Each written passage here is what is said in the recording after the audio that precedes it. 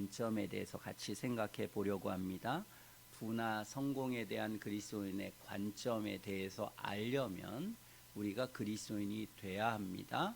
그리스도인이 되지 않고 회심하지 않고 부와 성공에 대한 관점을 갖게 되면 극단적으로 갖게 됩니다.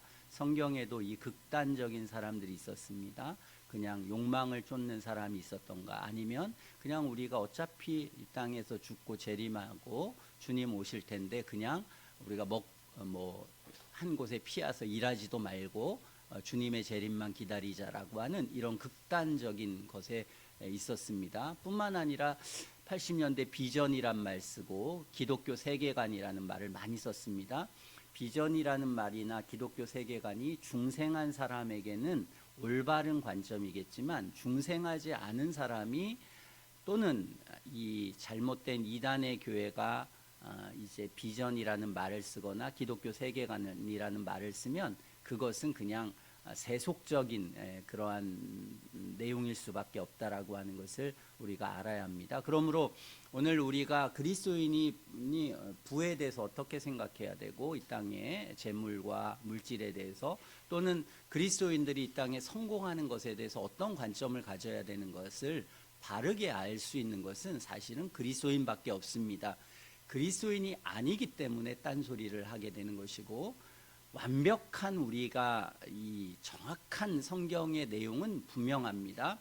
그러나 그것을 실제적으로 담배를 피워야 되느냐 말아야 되냐, 술을 어느 정도까지 마실 수 있느냐 없느냐, 이런 식의 구체적인 문제에 대해서는 신앙 안에서 신앙의 정도에 따라서 조금의 바라보는 관점은 달라질 수는 있습니다. 그러나 그 방향은 분명하게 그리스도인과 그리스도인이 아닌 사람은 차이가 있기 때문에, 그래서 이 굉장히 교회들이 어두운 가운데 있는 것입니다. 성경은 열매로 그들을 보라고 했습니다. 그러므로 성경에 나타난 이 열매를 통해서 그 교회가 진짜인지 가짜인지, 아니면 이 사람의 신앙이 진짜인지 거짓인지를 판단하게 되는 것입니다.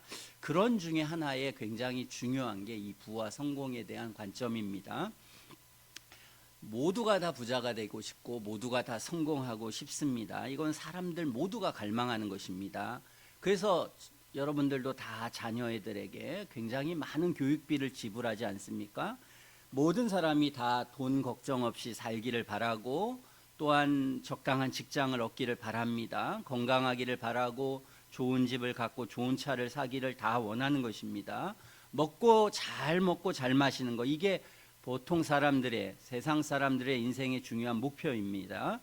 부부가, 자녀들이 갈등하고 싸우는 가장 큰 갈등 중에 하나가 이 돈 문제입니다.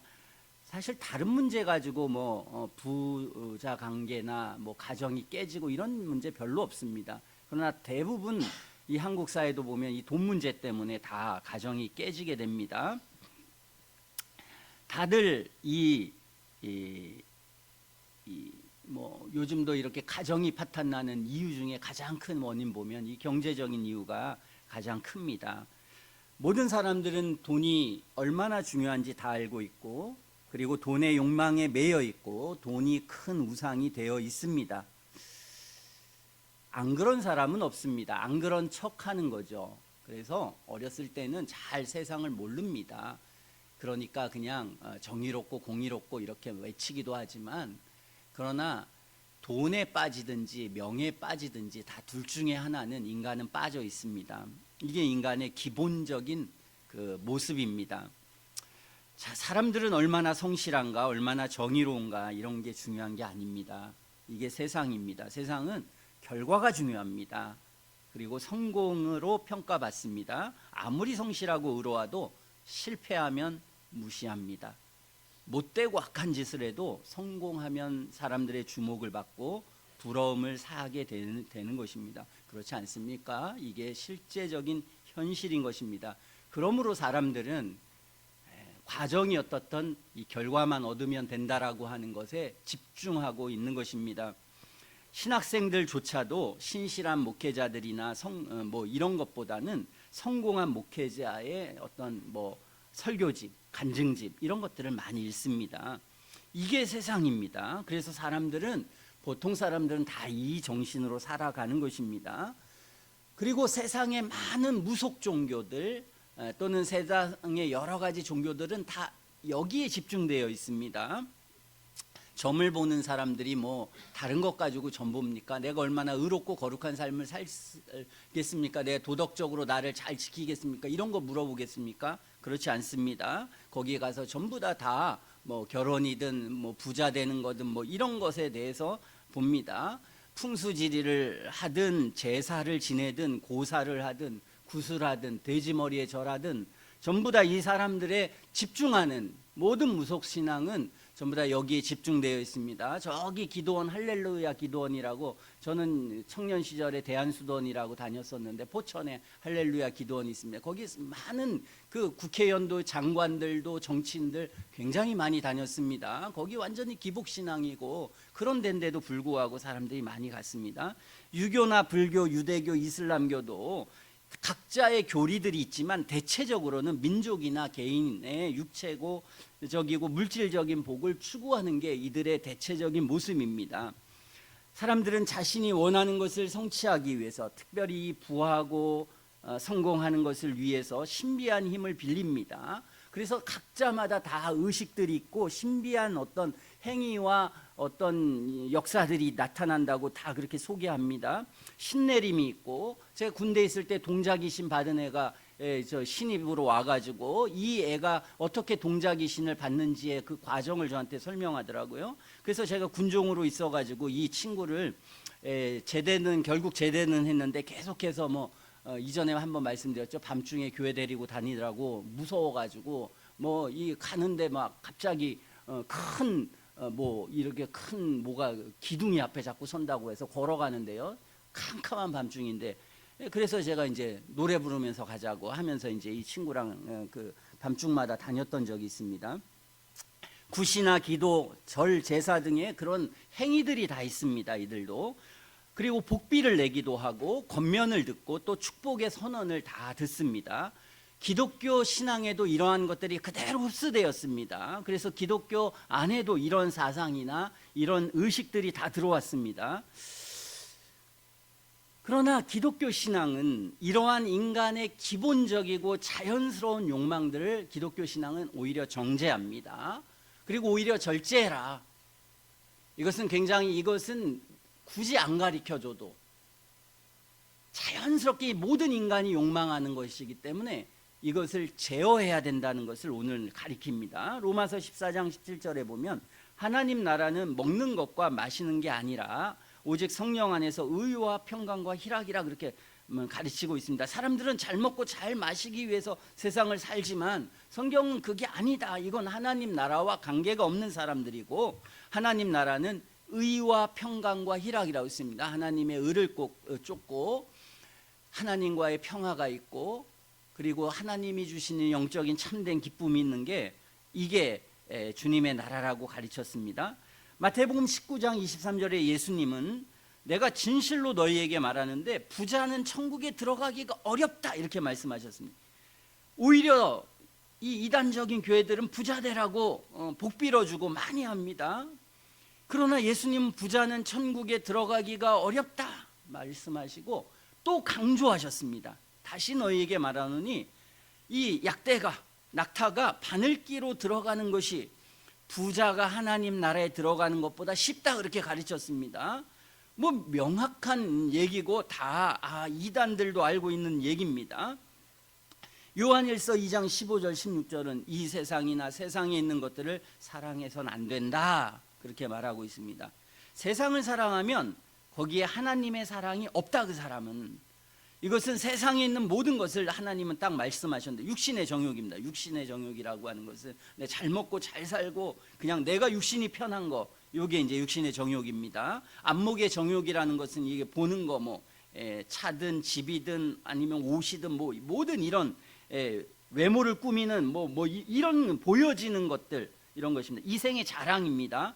내가 성공해가지고 다른 사람한테 우쭐거리려고 하는, 그래서 내 이름을 빛내려고 하는, 이것은 전부 다 아버지께로 쫓아온 것이 아니라 세상에 쫓아온 거라 이렇게 얘기했습니다. 그러니까 육신의 정욕, 안목의 정욕, 여기는 정욕이라는 말은 지나치다 그런 말입니다.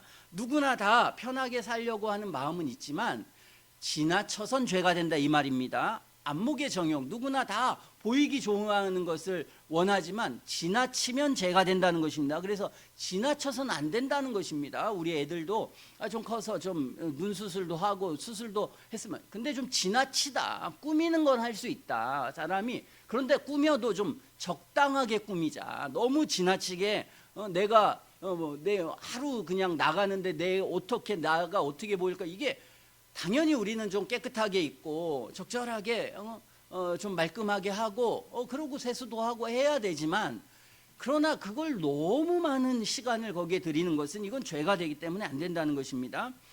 이래서 기독교 신앙을 사람들이 갖기가 어려운 것입니다. 벌써 듣기만 해도 어떻게 살란 말이냐, 벌써 이 말이 나오지 않습니까? 어떻게 하라고? 그러니까 어떻게 해야 구원을 얻습니까? 이렇게 이제 물었던 것입니다. 베드로도 그러면 누가 하나님 나라에 들어가겠습니까? 이렇게 묻지 않았습니까? 부자 청년. 누가 하나님 나라에, 이 말이 보통 사람들은 다 나온다는 것입니다. 그러나 누가 이 진리를 받아들일 수 있느냐? 하나님 나라는 중생, 그래서 성령으로 거듭나야만 하는 사람이 이것을 받아들이지 아닌 사람은 이거 못 받아들인다는 것입니다. 그래서 성령으로 거듭나지 않은 사람들은 이 주장을 계속 해왔습니다. 이단들은 계속 있었습니다. 존 메가더는 말하기를, 복음은 죄인들에게 그들의 육신이 원하는 것을 주지 않습니다. 죄인은 무엇을 원합니까? 좋은 기분, 축복, 치유, 행복, 재물, 돈, 성공, 천군 천사가 자신을 돕는 것.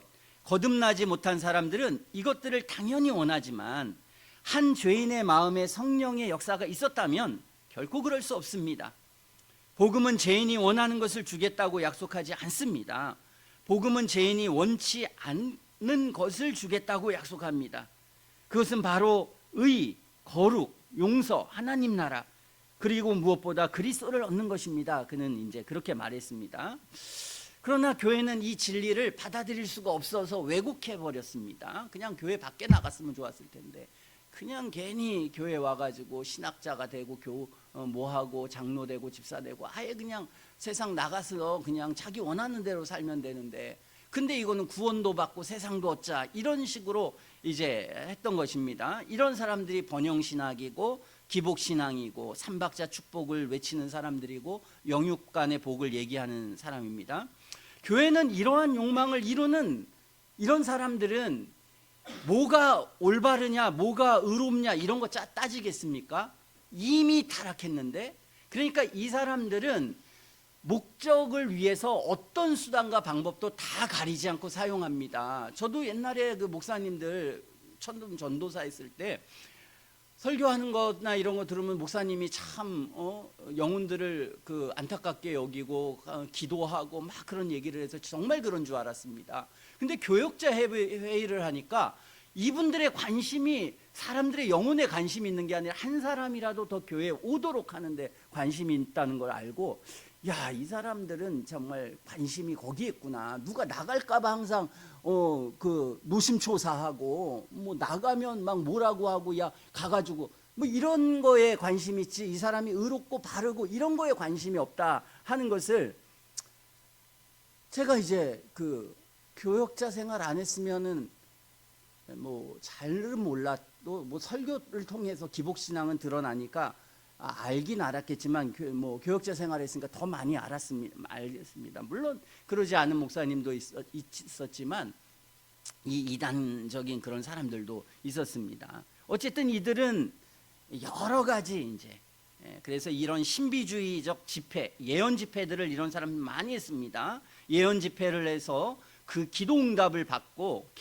계시를 전해주는, 저도 이제 그런 예전에 뭐 연대 한사랑 선교에 있는 사람을 제가 이제 가까이 있는 사람 알아가지고요.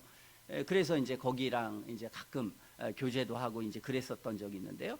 얘네들도 이 한사랑 선교 애들 이 여자애도 그 여자애였는데요. 꽉 빠져가지고 그래서 무슨 자신의 삶의 문제 있으면 그 예언 집회에 갑니다. 그럼 예언을 이렇게 전해주면 그래서 이제 거의 뭐 어디 누굴 사귈 거냐, 결혼을 누구 할 거냐 이런 것까지도 막 정해주고 뭐 그런 정도까지 했습니다. 이런 집회들이 지금은 좀 많이 없어졌지만 예전엔 굉장히 많았습니다. 병을 고치는 집회, 이것들 뭐 여기 만민중회 중앙교회라고 하는 이재록이라고 하는 사람, 저기 그 어딥니까, 그 LA 가가지고 빠찡코 해가지고 그 걸려가지고 그 돈을 뭐 자기가 교회 헌금하려고 했다, 뭐 어마어마한 큰 교회였었는데요. 그 사람이 이게 병 고치는 것 때문에 막 이 안양에도 그 찌라시가 막 엄청 돌았습니다. 그리고 금요일 되면은 그 금천구가 차가 막혀서 그 교회 가려고, 그래서 사람들이 물밀듯 모여들었습니다. 그분이 이제 뭐 병 고치는 은사가 있다고 해가지고 어마어마하게 많은 사람이 갔습니다. 순복음 교회도 이 소문이 많았습니다. 병 고치는. 그래서 예배 때마다 그냥 이 병 고치고 가슴에 손을 얹고 기도하고 막 이런 일들을 끊임없이 했습니다. 명성교회 같은 경우에도 그 목사가 자주 말합니다. 그냥 설교 시간에 그냥 나 이렇게 병 고치는 일도 있고 그 은사가 있어서 그렇다고 하고, 그 김기동 목사 같은 사람도 이단이라고 사람이 정죄했지만 10만이나 되는 사람들이 모이지 않습니까? 거기도 그 사람이 병 고치는 일들을 꾸준히 계속해서 하고 사람 넘어뜨리고 이런 그 여러 가지 이교적이고 성경에 있는 내용은 빌리지만 그러나 이제 성경을 왜곡한 수많은 그런 일들을 하게 됩니다. 수능 100일이 되면 수능 100일 기도에도 유행했습니다. 수능 잘 보게 해달라고 와서 비는 그런 일들이 있었습니다. 정상적이지 않습니까? 정상적이지 못한 것입니다. 뭐 그냥 자기가 본대로 해야지. 기도 조금 했다고 공부 안 했는데 아주 좋은 자리 있고, 내가 그냥 엉망진창으로 회사 생활했는데 그냥 기도 조금 한다고 좋은 자리 가고, 내가 그냥 성실하지 않고 대충 살았는데 막 부가 갑자기 일어나가지고 그게 그 사람한테 유리하고 나라에 유익하고 하나님 나라에 유익한 게 되겠습니까? 정신 자체가 썩어 있으니까 옳고 그름에 대한 기본 이해가 없는 것입니다.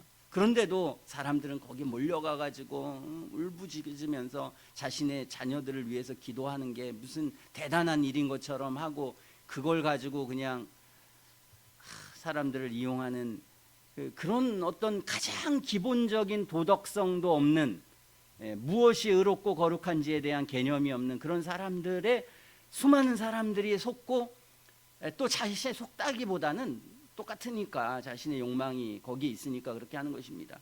축복성회라는 게 있었고 그 내용의 대부분은 삶의 문제를 해결하는데 초점이 가 있었습니다. 부흥사들 다 그 설교하는 내용들이 다 그런 내용들이었습니다. 이단 대형교회들의 주요한 주제는 기도로 삶의 문제를 해결하는 것입니다. 기도라고 하는 어떤 그 내용이 나의 모든 삶의 문제를 해결하는 것, 부와 내 욕망을 채우는 것, 여기에 집중하고 그 설교로 사람들이 오히려 성공했습니다. 그래서 번영신약을 했던 조엘 오스틴 지난 시간에 말했지만 초호화 생활하지 않는다고 하지 않았습니까? 요트를 타고 다니고 전용 비행기를 타고 다니고, 왜 자기 뭐라고 할 게 없습니다. 당연한 거지. 왜? 남들은 기복신앙을 가리키는데 자기는 당연히 그 하나님의 더 축복받아서 더 많은 걸 누려야죠. 이게 기본적인 생각인 것입니다. 그래서 명예를 얻기 위해서 박사학위를 사고 파는 일들도 많이 있었고, 기독교인들이나 신학자들이 이 사인회야 하는 거, 하나님의 이름으로 사인회야 하는 거, 이게 뭐 정상적인 게 아닙니다. 소망교회도 그 각선희 목사가 3억 원이 넘는 최고급 외제차 벤틀리를 타고 자식에게 분당에 큰 교회를 짓도록 136억 원을 지원했습니다. 2008년에 있었던 거죠. 김홍도 목사는 남양의 인근 초와 별당을 소유하고 횡령 혐의로 형을 결국 선고받아서 구속됐습니다. 뭐 이미 돌아가시긴 했지만요. 성락교회 이 김기도 목사는 교인이 한때 10만 명이 됐습니다. 그러니까 이 10만 명이라고 하는 사람이 몰릴 정도로 인간은 종교적인 게 있는 것입니다. 뭐 보통 사람들은 야 저렇게 비상식적이냐 이렇게 얘기하는데요. 인간은 비상식적인 것입니다. 뭐 자기네들은 상식적인 것입니다. 제가 볼 때는 뭐 손석희가 뭐 이렇게 인도하는데요. 손석희도 그렇게 뭐 지성적이지 않습니다. 국회의원들, 국민의힘, 뭐 민주당 하면 지성적이지 않습니다. 다 캐고 하다 보면은 그 인간의 어떤 세속적이고 죄악적인 건 다 드러나게 되어 있습니다. 어쨌든 거기도 교인이 한때 10만 명이 됐습니다. 왜? 인간이 종교적인 동물이기 때문에 좀 가난하고 어렵고 힘들게 되면은 사람이 하나님을 찾게 돼 있습니다. 뭔가 신비롭고 운을 찾게 돼 있는 것입니다. 그래서 이 사람은 60억 원의 활동비 횡령 혐의로 징역 3년형을 받았습니다. 사례비를 나는 얼마 안 받는다. 예배 시간에 했습니다. 거의 나는 안 받는다. 근데 이제 알고 보니까 연봉 5억을 받았어요.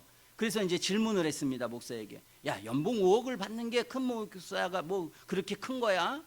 치사스럽게 생각하지 말라면서 호통을 쳤습니다.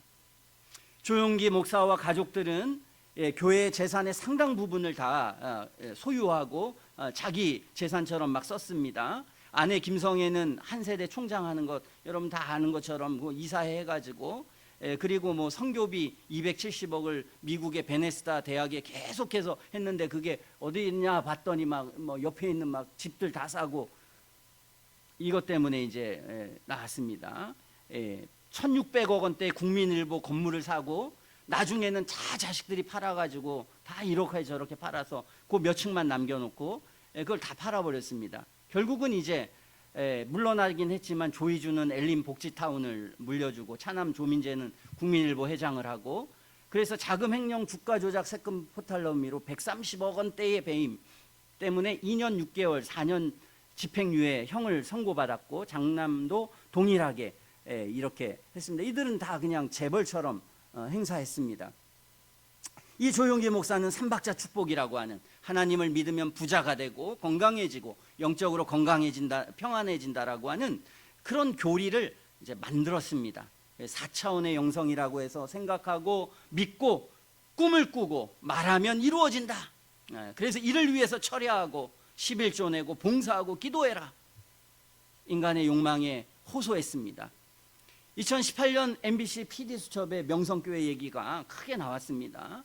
여기도 10만 명이 돼서 1년에 400억 정도를 번다고 합니다. 이 목사는 비자금 800억이라고 하는 비자금을 관리했습니다. 800억은 뭐 상상할 수 없는 것을 딱 장로하고 둘이만 알았습니다. 둘만 딱 알아서 800억 원이라는 돈을 아무도 모르는 돈이 이 사람들만 알았습니다. 이 사람이 이걸 인수인계하는 과정 속에서 2014년에 투신해서 자살하는 바람에 이 일이 문제가 됐습니다. 이 사람이 숫자가 안 맞아가지고 결국 네가 횡령한 거 아니야? 이렇게 돼버리니까 너무 억울해가지고 이 사람은 그냥 기복신앙이지만 그냥 그래도 이게 순수하다고 하는지 바보라고 하는지 모르겠지만 그냥 순수한 마음에 그래도 난 하나님을 믿고 목사를 이렇게 잘 섬기고 이렇게 하는데 내가 억울하다 내가 지금 와서 난 억울합니다 하고 유서를 쓰고 나는 뭐 깨끗합니다 그러면서 이제 이 사람이 이제 자살을 했습니다. 연말에 남은 돈들 뭐 30억 40억 하면 그걸 전부 다 모아가지고 이 사람들이 이제 이렇게 이제 남겨 놓게 되고 나중에 이 사람이 자기가 했던 자료를 다 했는데요. 그 자료를 그냥 다 태워버려 가지고 아무것도 남겨져 있지 않다고 합니다. 이 남녀 선교회비를 이제 뭐 여성교회 있고 남성교회 있으면 뭐 그 큰 교회니까 엄청 많지 않습니까? 그러면 이제 그 선교회비를 다 모으면 이 선교회 회장이 나중에 고백했는데요. 이 목사의 생일이나 명절이나 절기마다 갖다 줬다고 합니다. 한 번에 2천만 원, 3천만 원씩 갖다 주고 교회에 뭐 10개가 넘는 부서가 있는데 한 번 설교할 때마다 400만 원씩 주고 성지순례 해외 집회 가면은 이제 미화 만불씩 한 300 100명 막 200명 이렇게 이제 가는데요. 만불씩을 이렇게 중요한 사람들한테 헌금 봉투에 나눠주고 다 그 현지에 오면 회수했다고 합니다. 왜냐하면 이거 신고해야 되니까요. 그 돈 안 내기 위해서. 이게 가능한 이유가 무엇입니까? 이게 축복받았다고 하는 것입니다. 이걸 가지고. 그래서 이들은 교회 주변에 부동산이 한 8개 정도 다 뭐 몇백억 되는 다 부동산입니다. 그리고 부동산만 관리하는 목사가 따로, 부동산 했던 사람이 관리하는 사람이 따로 있다고 합니다. 근데 교통사고로 사망했는데요, 특별 금고가 있는데 이 금고가 있으면 가까운 사람 지인한테 얘기했는데 이건 뭐 보통 일이 아니다 이렇게 했습니다. 그래서 교회에 알리지 않는 부동산이라고 이제 추측하는데요, 재정 담당이 이제 아주 그 목사랑 가까운 그 인척인데요, 수양간 땅을 뭐 어마어마하게 구입했습니다. 그래서 엄청 구입했는데 이거 꼭 골프장이나 만들까 생각한다고 그렇게 이제 주변 사람한테 말해서 이제 MBC에 보도된 겁니다. 전국에 있는 재산을 전부 다 이제 뒤져봤더니 한 50여 건에 달하는 그 부동산이 있었습니다. 그래서 공시 가격으로 한 1,600억 원 정도가 이 교회 부동산이 전국에 제주도까지 해서 다 있었습니다. 문정동에도 한 800억 정도 땅, 하남에도 이 개인의 한 40억짜리 별장이 따로 있다고 합니다. 이는 하나님의 머슴이라고 해서 뭐 이렇게 막 지게를 주고 코스프레를 하고 이랬던 모습을 가진 그런 사람입니다. 결국은 그 김하나인가요? 목사에게 이제 그 교회를 이제 물려줘가지고 뭐 이제 문제가 크게 됐는데요. 그래도 불구하고 결국은 이제 물려줬습니다. 이 사람이 얘기하는 것은 뭐 똑같습니다. 믿음이 있으면, 꿈만 있으면 다 이루어진다. 하나님은 축복하신다. 눈물의 기도가 당신을 살린다. 새벽 기도하고 철야 기도가 중요하다. 신앙생활 잘못해서 문제가 생기고 실패하고 어려움을 겪는 거다. 이렇게 있는 기본적 테마입니다. 거의 모든 테마가. 명성교회 역사관에는 그 개인의 업적이 달린 역사관이 있습니다. 그래서 목사의 일대기를 만들어 상영했습니다. 그래서 뭐 거의 뭐 신격화한다고, 이제 그 김일성보다 더 신격화하고 그렇게 하고 한다고 합니다. 그리고 이제 뭐 사진 입간판을 만들어 가지고, 왜냐하면 개인적으로 사진 못 찍으니까요. 그래서 그거라도 찍어라 해가지고 입간판을 여기저기 만들어서 이제 그걸 가지고 교인들이 가서, 그래 목사님하고 한번 사진 찍으면 영광이라고 생각합니다. 저희 금남교회 다니는 어떤 집사도 한번 만났는데 목사님하고 같이 오늘 했는데 목사님하고 내가 악수했다고 그걸 가지고 와서 자랑하고 크게 할 정도로 그 목사나 그 성도나 만만치 않은 것입니다. 만만치 않기 때문에 그런 상황에 있는 것입니다. 거기 부목사는, 목사님은 대통령급이다. 이 사람이 대통령 2사람 아마 만난 걸로 알고 있는데요. 이분들은 뭐 대통령 만나는 걸 뭐 하는 그런 뭐 국가 조창기도회인가 그걸 하고, 교회도 이제 아마 전두환이 찾아왔었나요? 아니 이명박하고 박근혜가, 이명박이 아마 찾아왔을 겁니다. 기독교 역사에 성인으로서, 성자로서 칭호받을 수 있는 조건을 가진 사람이다. 이렇게 이제 이야기하는 이것입니다. 자, 이게 현실입니다. 여기에 통합측 교회에서 명성교회는 가장 큰 교회 중에 하나입니다. 10만 명이라고, 10만 명 상상이나 됩니까? 그러나 그 10만 명이 되는 사람들이 이 설교를 매번 듣고 간절히 기도하고 있는 것입니다. 그리고 거기에 욕망을 가득 채워서 여기에 서울대에 있는 사람들, 법관들, 국회의원들 전부 다 거기에 많은 사람들이 그러고 있는 것입니다. 인간의 지성이 무엇인지, 그리고 그 지성적인, 어떻게 이 반지성적인 이런 데에 교회를 다니나, 또 이렇게 어떤 사람은 말하고 있는 것입니다. 자, 이것이 이들은 다 신앙으로 인한 축복이기 때문에 죄책감이 없습니다. 그리고 성도들도 그것을 욕망하고 사모하기 때문에, 그러기 때문에 이것에 큰 문제를 여기지 않습니다. 한국교회의 이런 기복신앙과 신비주의는 깊게 뿌리내리고 있습니다. 그래서 이단들이 쉽게 침투하는 것입니다. 왜 이단에 살짝 잘 넘어가느냐, 이 사람들이 이단 교회도 되고, 왜 그러느냐, 다른 게 사실은 없으니까. 그들이 알미니안주의라고 하는 신학을 기초로 하고 있고, 그리고 사형려적인 구원관을 가지고 있기 때문에 어느 것으로도 쉽게 변할 수 있는, 배도할 수 있는 요건을 가지고 있기 때문에 그런 것입니다. 그러므로 우리는 부와 성공을 신앙에 연결시키는 것은, 그것은 기독교라고 볼 수 없다. 기독교가 아니라고 생각해야 합니다. 왜냐하면 성경이 그것을 가르치지 않기 때문에 그렇습니다. 신약에 나타난 그리스도인의 삶은 고난과 시련의 삶이었습니다. 예수님과 제자들의 삶은 세상적인 것으로 볼 때에는 고난의 삶이었습니다. 뿐만 아니라 성경은 신앙으로 인해 성도는 고난을 받는다고 가르치고 있습니다.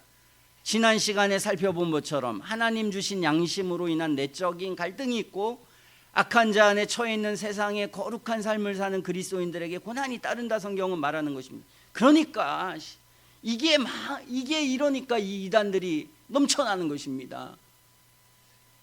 한 사람이 참된 신앙인이 되는 게 성경에 의하면 기적적인 일이에요. 기적이 일어나야 된다. 쉬운 일이 아니다. 그러니까 이게 어려운 것입니다. 우리는 이것들을 바라보면서 나는 어디에 있느냐 생각해야 합니다. 여러분들도 참 신앙이 없으면 이단으로 가게 됩니다. 결국은 우리도 참 신앙이 없으면 그러면 결국은 죄악의 열매를 맺게 되어 있습니다. 신약은 그게 분명한데 구약에 보면은 이제 이 물질적인 복이나 뭐 장수나 이런 얘기를 많이 하는 게 나옵니다. 그러나 우리는 구약 시대를 사는 게 아니라 지금 신약 시대를 살고 있지 않습니까?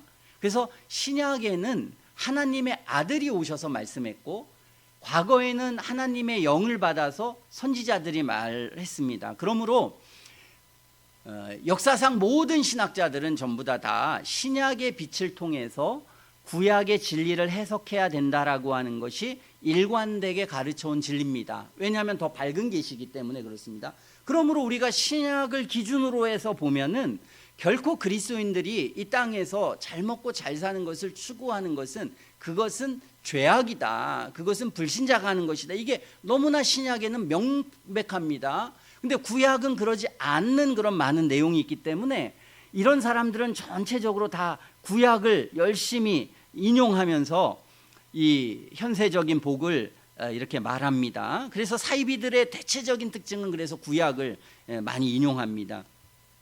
구약에 나타난 그러나 실제적으로 그 복은 겉으로 장수나 물질적인 복이나 성공으로 나타난 것처럼 보이지만 그것이 지향하는 것은 영적인 복입니다. 이것도 모든 대체적인 거룩한 하나님의 사람들은 다 그렇게 해석했습니다.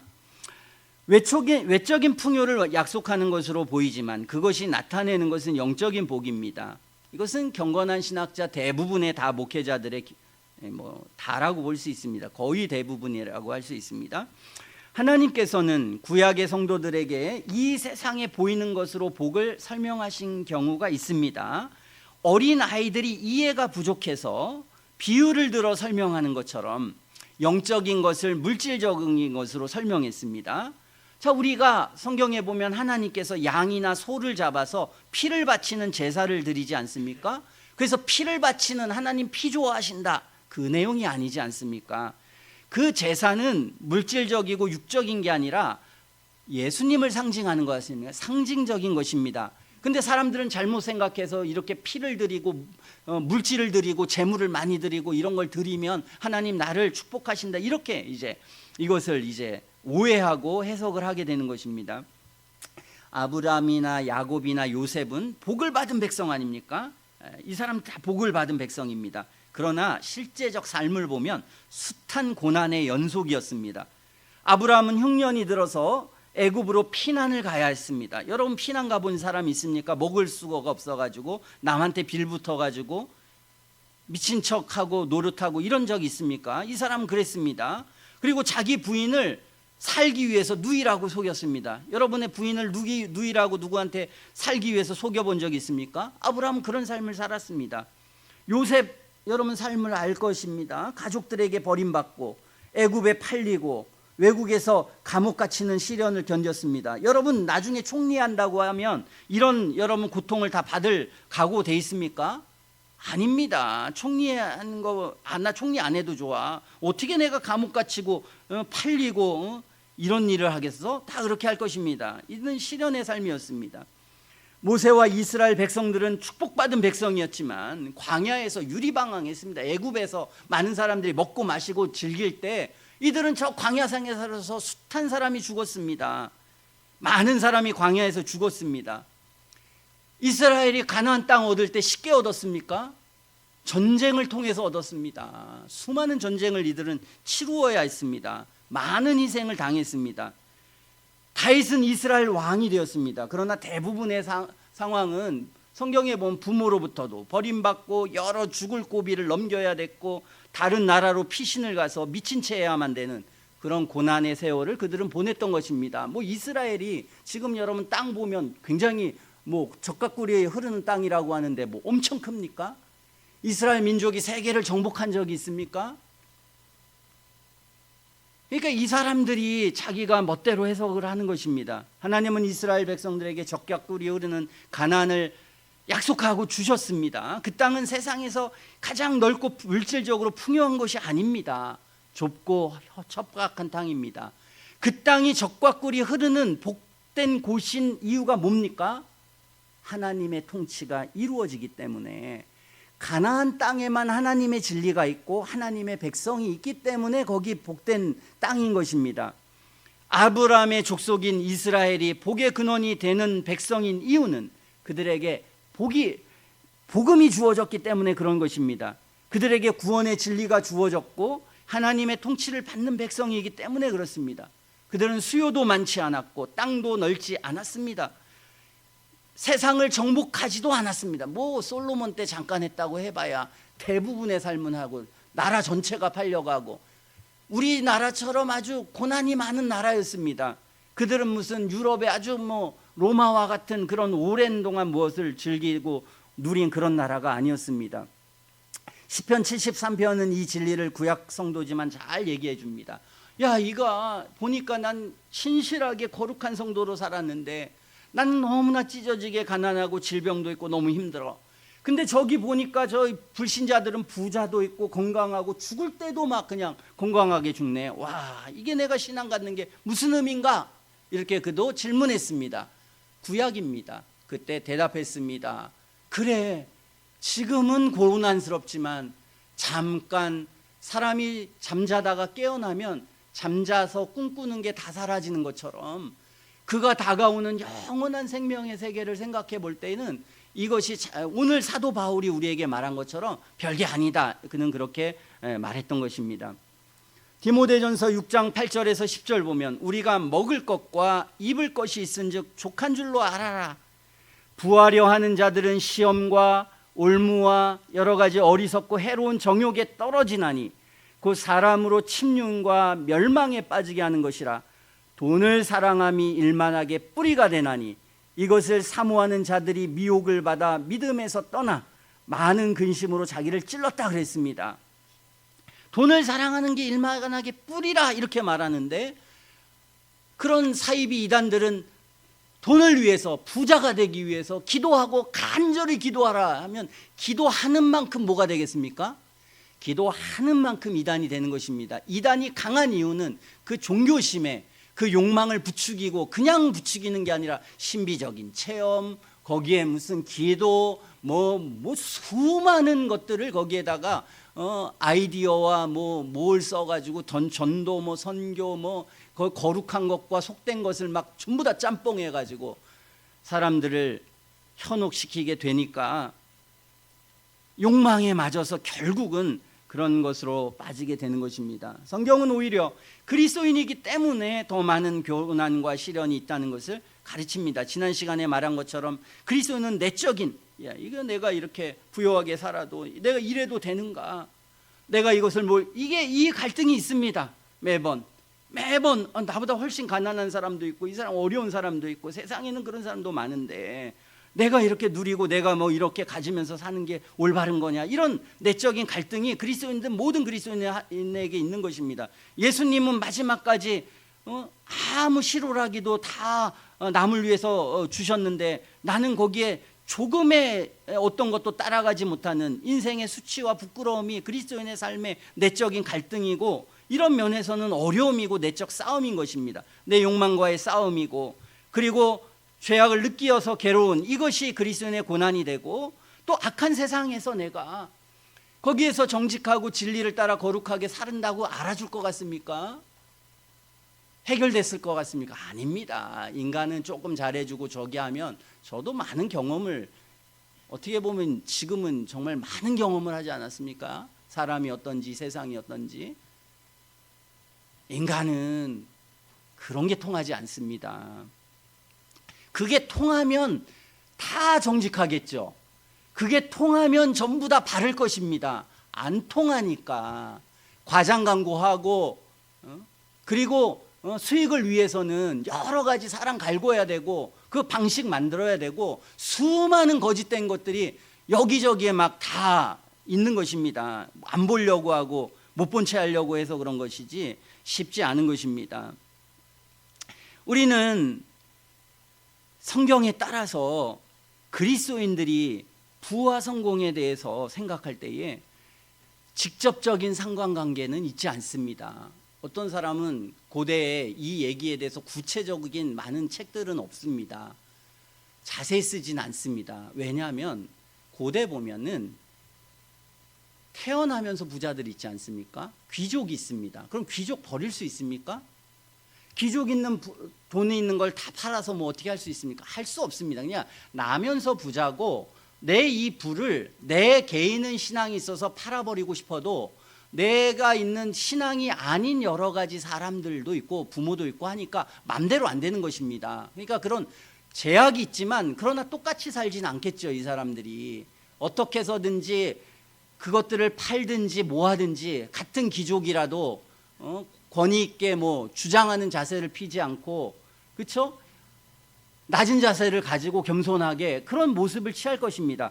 분명히 그 내용은 다르지만, 그러나 나면서부터 부자가 있고, 나면서부터 귀족이 있고, 나면서부터 왕이 있습니다. 또는 내가 그냥 가난하고 어렵게 사는 게 올바르습니까? 아닙니다. 성경도 그냥 가난하고 어렵게 사는 게 이게 좋지 않다. 열심히 일해서 먹고 살아라. 그렇지 않습니까?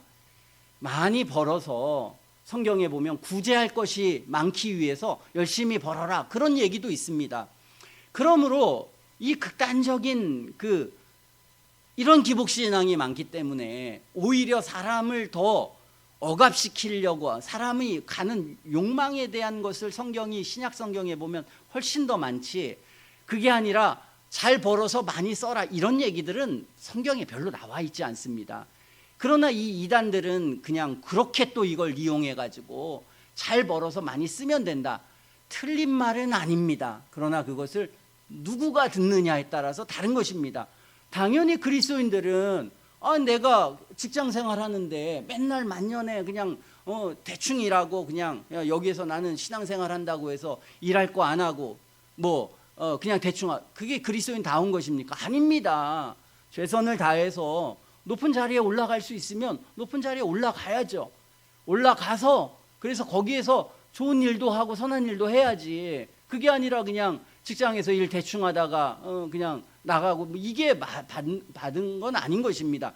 그러나 성경이 그것을 계속 경고하는 이유는 그리스도인이 아닌 인간이 구분을 하지 못한 채로 사실 그 마음에 세속되니까, 이렇게 목회자들이 그렇게 모든 성공을 갖게 되니까 권위적이 되고, 그것을 자신의 영광을 위해서, 자신의 욕망을 위해서 다 사용하니까, 그래서 그런 것입니다. 같은 하나님의 사람인 존 메가더 목사도 거기에 작은 교회가 아닙니다. 어마어마하게, 여기 이제 갔다 오셔서 알겠지만 작은 교회, 어마어마하게 큰 교회입니다. 거기 가면 왜 이렇게 이게 교회가 커, 이게 거룩한 하나님의 교회인데.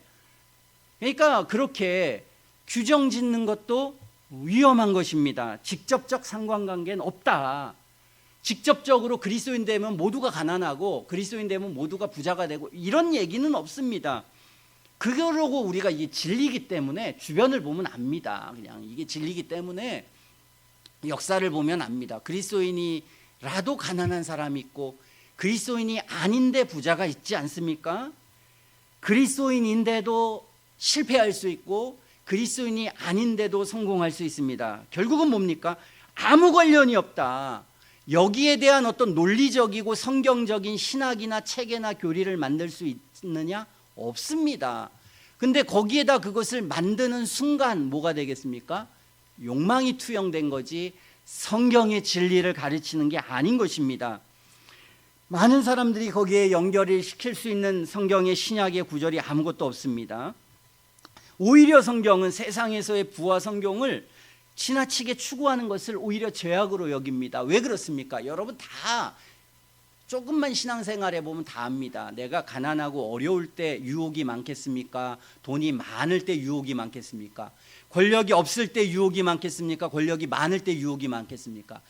여러분 다 회사 생활할 때 20대 30대 뭐 그렇게 죄를 많이 짓고 있겠습니까? 그러나 전부 다 고위층 되고 돈 많아지고 하니까 죄가 더 많은 것입니다. 그리고 범죄도 많고 또 여러 가지 책임질 일도 많고 그리고 유혹도 많고 많을 수밖에 없는 것입니다. 그러므로 그것이 우리의 신앙적인 면에서 볼 때는 그게 쉬운 게 아닙니다. 물론 그걸 감당할 수 있는 메가더 같은 목사님들은 감당할 수 있으니까 그러면 괜찮습니다. 그런 분들은. 그리고 어떤 사람들은 신앙인으로서 많은 것을 가져도 그 사람이 그걸 자기를 위해서 쓰지 않고 그 사람 당연히 하나님 나라의 영광과 자기 스스로는 빈곤하게 살면서도 그렇게 사용하지 않겠습니까? 그런 사람들에게 이게 들어가는 것은 관계가 없는 것입니다. 그러므로 우리가 이것을 어떤 규정 지을 수 있는 것은 아니다라고 하는 것을 우리는 생각해야 되는 것입니다. 그러나 성경은 극단적이었습니다. 재림이 있으니까 우리 그냥 대충 이제 신앙생활만 하자. 데살로니가서에서 이 사람들은 극단적이다. 그래서 남에게 그냥 좀 해만 주고 어려움만 주고 막 그렇게 해서는 안 된다. 일하기 싫거든 먹지도 말라. 남에게 유익을 끼치기 위해서 자기 손으로 일해라 하는 것입니다. 가난하게 사는 것 당연히 유익이 아닙니다. 그리고 가난하게 사는 게 거룩이 아닙니다. 부자로 사는 게 죄가 아닙니다. 그것을 그냥 그 자체로 이야기를 할 수는 없습니다. 왜냐? 가난하게 살면 근심이 많습니다. 그래서 죄를 지을 수 있습니다. 부자로 살면 유혹이 많아서 죄를 지을 수가 있습니다. 그러므로 그냥 개인적인 삶을 살 때는 나는 개인적으로는 가난하게 살아라. 그러나 외적으로는 내가 많은 것들을 가져서 좋은 위치에 있고 어떤 가진 게 많아서 내가 나 자신에게는 가난하고 다른 사람에게 부유하게 해주는 거 요거면 좋습니다. 모든 그리스도인의 정신이다 이게. 그래서 청지기 정신이라는 걸 말하는 것입니다. 청지기 정신은 뭐냐? 하나님은 네가 헌금 얼마 했어? 아니면 이 세상에 구제 얼마 냈어? 이걸로 판단하는 게 아니라 너가 가진 만큼의 재산 중에서 얼마를, 이게 비율로 따진다는 것입니다. 이게 청지기 정신입니다. 모든 그리스도인들은 그래야 된다. 내가 지혜가 있든 내가 돈이 있든 내가 명예가 있든 모든 나를 위해서 사용하면 죄가 된다. 이것은 하나님이 왜 나에게 줬느냐? 이것은 섬기고 봉사하라고 하나님 주셨다는 것입니다. 이 정신 너무나 좋지 않습니까? 그러니까 모든 뉴스나 모든 사람은 전부 다 이걸 얘기하는 거예요. 취재 기자도 그냥 다 이거 얘기하는 것입니다. 그런데 그 취재 기자들 뉴스타파든 MBC든 다 마찬가지인데 그 기자들은 뭐에 욕망이 있습니까? 내가 특종 따는 거, 높은 자리에 가는 거, 국장 되는 거, 돈 많이 버는 거. 걔네들도 똑같습니다. 하는 짓거리는. 그러니까 인간은 이게 모순인 것입니다. 열심히 취재하고 남을 비판하긴 잘하지만 스스로의 그것을 적용하지 않는다는 거, 이게 이제 어려움인 것입니다. 부자가 되거나 성공하지 말아야 된다는 것이 아닌 것입니다. 무조건 가난하게 돼야 된다는 게 아닙니다. 그리고 여러분, 부자가 뭐가 부자입니까? 누가 기준을 세우겠습니까? 성경에 기준이 있습니까? 자기가 가난하다고 그냥 어떤 거 다 부자라고 하고 누가 좀 좋은 차 탄다고 어떤 저기 한다고 함부로 판단할 게 아닙니다. 정말 우리가 보는 어떤 기준은 있겠죠. 정말 지나친 게 있겠지만 그렇지 않은 부분에 대해서 함부로 쉽게 인간은 판단하는 게 인간의 모습인 것입니다. 그리고 이게 무기력하고 꿈이 없는 것 같이 사는 게 그리스도인의 모습이 아닙니다. 그렇지 않습니까? 내가 직장에 가고 뭐하고 그러면은 이 세상에서 난 실패하기 위해서 살아. 나는 최고로 나쁜 그 과학자가 돼야지. 대충 살아야, 적당히 해야지. 사업을 해도 적당히 해야지. 이게 맞습니까? 아닙니다. 최선을 다해서 하고 내가 할 수 있는 올바른 것을 하고, 그러나 그 목적이 하나님 나라와 영광을 위해서 하지 않을까. 이 땅에서 내가 다른 사람의 유익을 위해서 하고 그리고 실제적인 삶의 정신에서 그런 모습을 하자라고 해야 되는 것입니다. 제가 이걸 해보니까요, 이 세상에서 성공하는 게 어렵습니다. 아니, 그냥 성공하는 게 아니라 먹고 사는 게 어렵습니다. 먹고 사는 게. 여러분, 지금 얼마나 이 경쟁사회가 무서운지 압니까? 보통. 그래서 제가 이제 어떻게 해서든지 이걸 먹고 사는 구조로 만들려고, 제가 이걸 하고 싶어서 한 게 아니라 누가 집에 팔아가지고 여기 좀 어렵다고 거기에 누가 여러분 같으면 집 넣을 수 있겠습니까? 자기 집 팔아서? 쉬운 일이 아닙니다. 누구도 찬성하지 않았습니다. 그러나 뭐 교회 와서 좀 어렵다고 하고 저한테, 제가 영감만 안 됐어도 안 팔겠죠. 근데 제가 괜히 뭐 도울 수도 없는 사람이 돕는다고 조금 이렇게 하다가 안 되니까 마음에 근심이 되고 어렵고, 그 과정을 집사람이 다 합니다. 집사람이 그거 하지 말자고 했을 때 제가 뭐라고 싸우기까지 했습니다. 어쨌든 이걸 하면서 제가 느낀 것은 쉬운 일이 아닙니다. 절대 쉽지 않습니다. 여러분 다 지금 망해가지 않습니까? 그런데 이걸 하다 보니까 구조와 규모가 돼야 합니다. 구조와 효율성과 규모를 만들지 않으면 백전백패입니다. 절대로 지금 개인이 기업을 이길 수가 없습니다. 제가 꽃집을 하라고 한 이유가 다른 게 아닙니다. 서울대 간 사람이 꽃집 하겠습니까? 대기업이 꽃집을 하겠습니까? 누구도 이 꽃집을 하려고 하지 않습니다. 그런데 기회는 있습니다. 꽃집 가지고 빌딩 산 사람도 있습니다. 그러니까 잘만 하고 성실만 하게 하고 조금만 사업성만 있으면 그게 괜찮았습니다. 그런데 어느 정도 되지만 이게 안 되니까요. 그런데 이런 무슨 카페나 뭐 이 식당이 이건 다릅니다. 이거는 대기업이 들어와 있습니다. 그렇기 때문에 개인이 뭐 그렇지 않습니까? 우리가 메가커피 재료 받는 것부터가 다릅니다. 어떻게 1,500원, 2,000원 해가지고 개인이 거기에서 싸우고 이깁니까? 안 됩니다. 그러니까 그런 모든 구조와 내용을 생각할 때는 최소한도로 이 기업이 돌아갈 만한 부분이 있습니다. 저는 그 최소한을 만들기 위해서 했습니다. 겉으로 보기에는 막 되게 크게 뭘 하는 것 같지만 제 개인적으로는 집도 없고 제 개인적으로는 여기서 제일 가난할 수 있습니다. 가진 거 별로 없습니다. 아무것도 없습니다. 제가 이 오랜 동안 제가 뭔가를 가지려고 뭐 어떤 걸 취약하고 뭐하고 이 생각이 없습니다. 그냥 월급 다 주고 이게 유지만 되라. 집사람도 알 겁니다. 제가 뭔가를 할 때 힘이 없습니다. 이걸 할 때. 뭐 이거 했으면 막 다른 사람은 이쁘고 뭐, 저는 그게 아니라 다 제 어려움과 힘듭니다. 집사람도 알지만 막 거기에 내가 막 뭐 하고 이게 아니라 어려워지면 에너지를 쓰고 좀 나아진 것 같으면 에너지 빼서 그냥 대부분 교회 와 있고 힘들어지면 또 거기 가서 그러고 그런 것입니다. 어쨌든 하다 보니까 최소한의 규모고 성공해야 되는, 그래야 먹고 살죠. 그게 먹고 살기 위한 것입니다. 나름은 어떤 기업들도 먹고 살기 위한 게 있을 수 있습니다. 그러나 그것이 지나친 욕심이 되고 욕망이 되어서 스스로를 얽어매고 또 많은 부당이익을 취하고 뭐 회사 전체를 돌리기보다는 자신의 개인의 욕망과 욕심을 채우기 위해서 그런 것이죠. 그러니까 이거를 모르는 사람, 단순히 해보지 않은 사람, 개인의 입장에서는 전부 다 뭐 그렇게까지, 뭘 저렇게까지, 이런 식으로 자신이 안 해본 사람들은 전부 다 그런, 그 노동자 입장에서는 이해를 못하는 겁니다. 회사가 굴러가기 위해서는 준비 자금도 필요하고, 그리고 당연히 다음을 위해서 쓸 자금도 필요한 것이지, 그냥 오래 번 거 다 나눈다? 그리고 세금으로 다 내면 국가는 그러면은 그렇게 사용합니까? 국가가 같이 뭐 살기 위해서 합니까?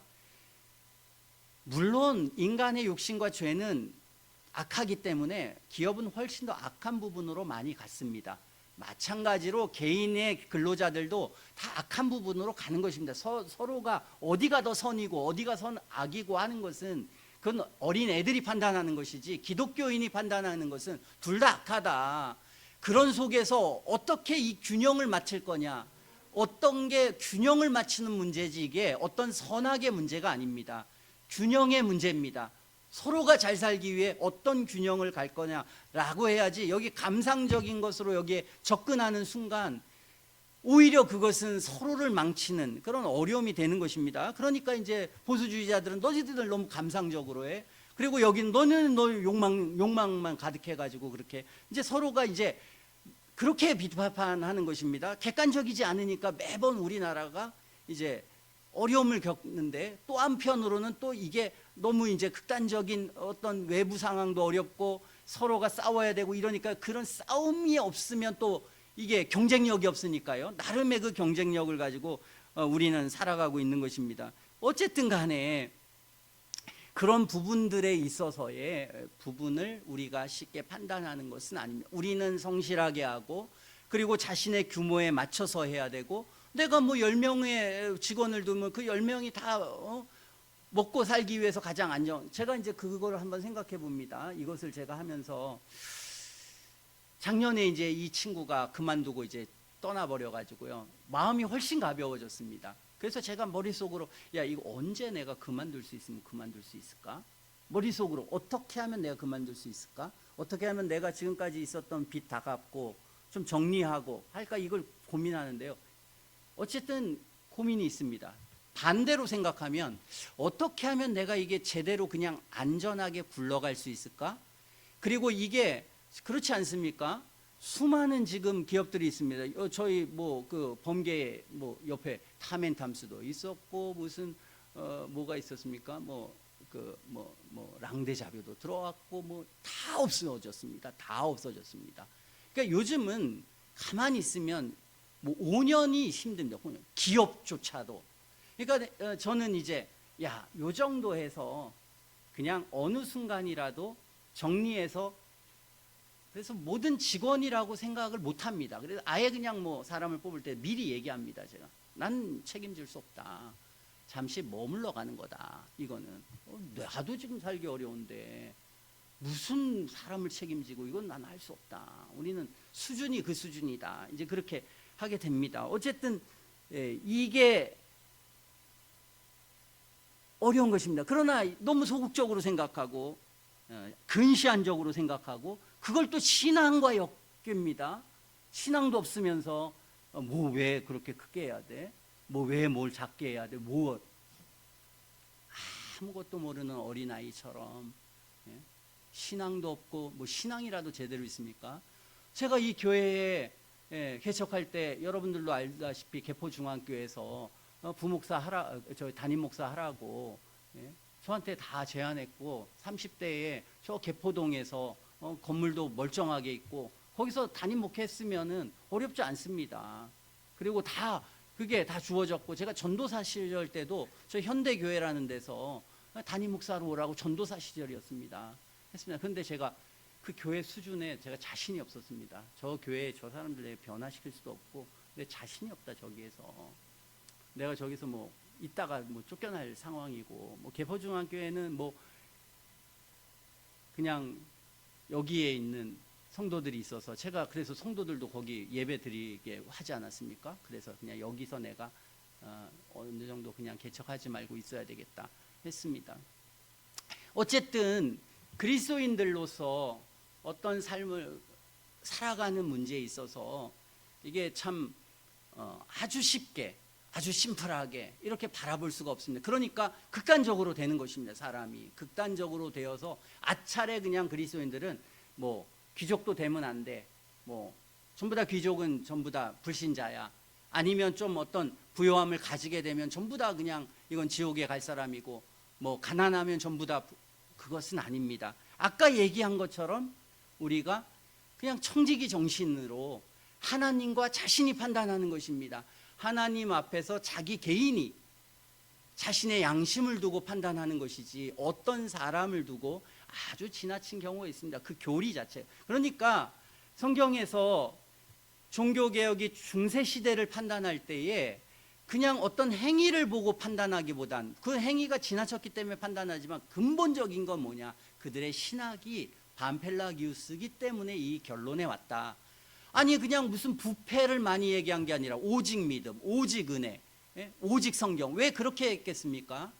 결국은 그들이 가지는 어떤 교리적 진실함, 그리고 그 교리에 대한 참된 이해와 순전함, 여기에 있어서 우리가 모든 것을 판단하고 바라봐야지, 그것이 나타난 행위를 바라볼 때는 쉽지 않다. 물론 열매로 압니다.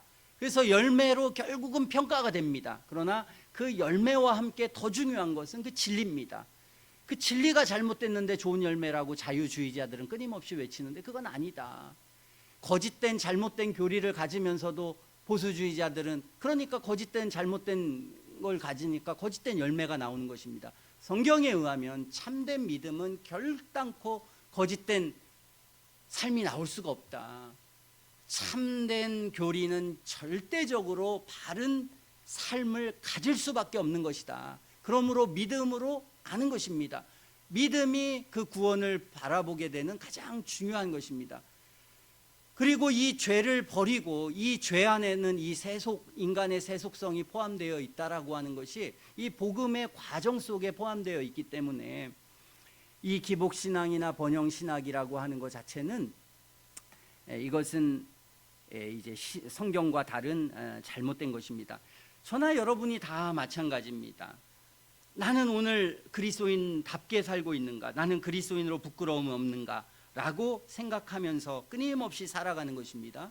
내가 가진 것을 끊임없이 하나님 앞에서 나는 청지기 정신으로 내가 가지고 있는 지혜, 내가 가지고 있는 건강, 내가 가지고 있는 부, 내가 가지고 있는 이 힘을 내가 누구를 위해서, 나만을 위해서 사용했다면 나는 이것은 하나님 앞에 책망받을 일이고 범죄한 행위입니다. 이것을 이웃을 위해서, 하나님의 영광을 위해서, 하나님 나라를 위해서 사용하는 것, 지혜 없는 사람을 위해서, 연약한 사람을 위해서 이것을 사용하는 그 정신으로 우리는 사는 것입니다. 모든 삶에 있어서 그 정신으로 사는 것입니다. 그리고 우리가 성실하게 살았더니 성공할 수도 있고 성실하게 살았더니 부유해질 수도 있습니다. 그러나 그것을 그 과정 속에서 어떻게 사용했느냐, 이거 가지고 평가받을 것입니다. 그리고 그것을 어떻게 사용했느냐는 우리는 잘 모릅니다. 존 메가도 목사님이 정말 몇 명인지 모르겠습니다. 최소한 몇천 명은 더 됩니다. 그 교회에서 그 어마어마한 헌금을 이 목사님이 어떻게 썼는지, 이분이 어떻게 개인적인 삶을 살아가는지, 집은 어떤지, 가족에게 어떤 유산을 남겨뒀는지 그거 모릅니다. 그것은 그 개인이 할 문제입니다.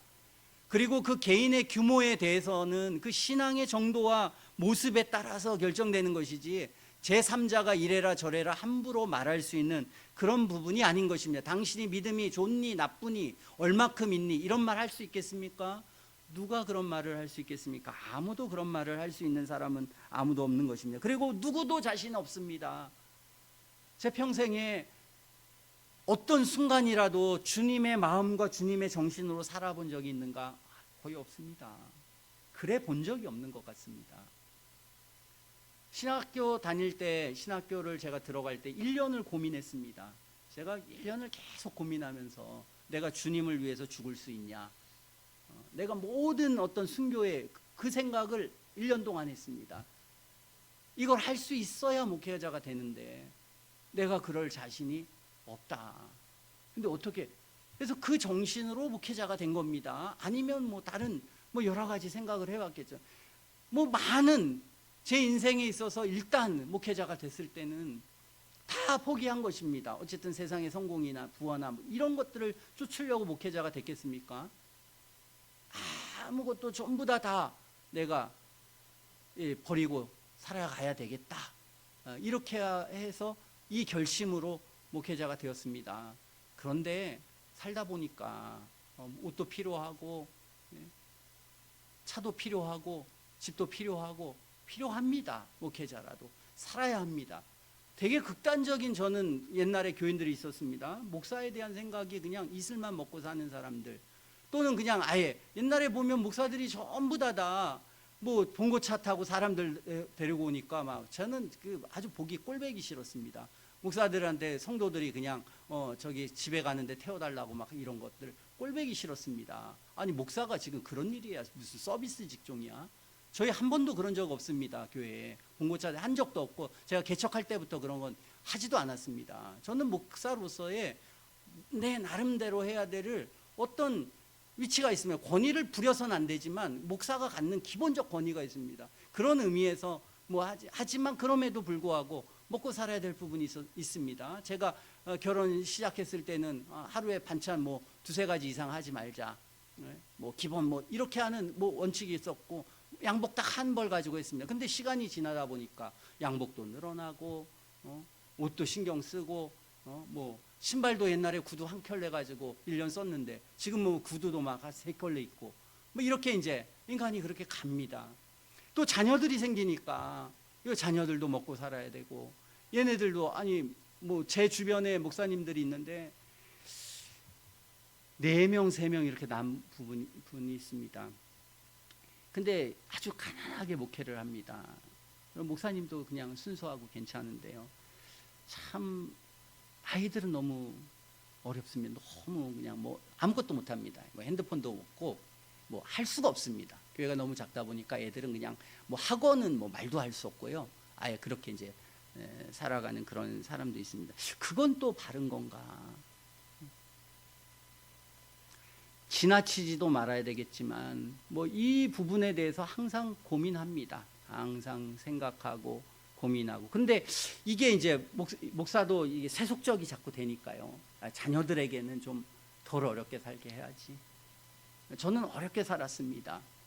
저는 힘들어서 옛날에 외상으로 제가 대학교 다닐 때 외상으로 정말 그 라면 가게가 있습니다. 그 골목에 제가 혼자 자취하면서 사는 거기를 한 몇십 번을 제가 밤중에 왔다 갔다 하면서 하려고 했냐면 외상을 해본 적이 없어가지고 지금도 기억이 선명합니다.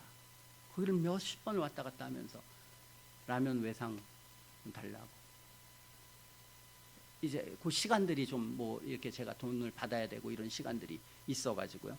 그래가지고 자녀들은 그렇게 살면 안 되겠다. 또 너무 세상이 악하다 지금. 제가 이제 자주 말하지 않습니까? 이 세상이 이게 노예제도를 만든 것처럼 그런 세상으로 옵니다. 그러니 그리스도인들로서 오히려 더 경쟁력이 있어야 덜 힘들겠다. 최선을 다해서 살자. 애들한테도 최선을 다해서 살아 이렇게 하는데 애들은 그걸 못 알아듣고 자신의 욕망을 강력하게 하는. 그래서 우리 애들도 다 걱정입니다. 그리스도인이 안 되면, 참된 성도가 안 되면, 하나님 나라와 영광을 위해서 살아야 되겠다는 욕망이 없으면 인간은 100% 자신의 야망, 욕망, 욕심을 위해서 살 수밖에 없습니다. 그럼 목사가 돼가지고 신앙을 물려줘야 되는데 돈과 욕망을 물려주는 그런 비참한 그런 것을 갖는 거 얼마나 비참합니까? 참 이것이 균형입니다. 그러나 이 균형은 제가 여러분에게 말한다고 생기는 게 아닙니다. 말한다고 생기는 게 아니라 여러분 안에 참된 회심한 사람이어야만, 참된 변화되지 않으면 여러분은 그렇게 타락할 겁니다. 그렇게 부패할 겁니다. 세상의 부와 욕망에 있어서 또는 모든 도덕적 타락을 하게 될 겁니다. 그리고 그때 제가 얘기했던 모든 내용들이 들리고 회개할 기회가 생길 수 있을지 없을지 모르겠습니다. 그러나 어쨌든 간에 우리는 오늘 하나님의 말씀을 듣고 회심하지 않는다면 지금 만약에 내가 이렇게 다짐하고 해도 소용이 없다. 내가 이런 결심이 기껏 해봐야 한 달, 두 달, 세 달 못 갑니다. 오래 못 간다. 내 영혼이 하나님을 사랑하고 예수 그리스도께서 이 땅에 살아간 그 삶의 내용을 내가 정말 갈망하고 간절히 원하는, 예수님이 내게 느껴지고 알아지고 깨달아지고 주님의 사랑과 은혜가 느껴지는 그게 분명해야 합니다. 그것이 여러분의 욕망에 큰 것으로 작용해야 합니다. 그것이 커도 이 세상에 이 여러 가지 죄악이 나를 계속 엄습해 옵니다. 그러나 그 영혼의 회심이 없던 사람은 그 죄가 그 영혼을 뒤덮게 돼서 이단이 되는 겁니다. 그러나 그 영혼 속에 하나님의 사랑과 은혜가 있는 사람들은 그 신앙의 내용을 지키고 그 내용 안에서 살아가게 되는 것입니다. 우리는 이것이 기독교 신앙이고 그 신앙은 쉽지 않다. 그래서 오늘 사도도 말하는 것입니다.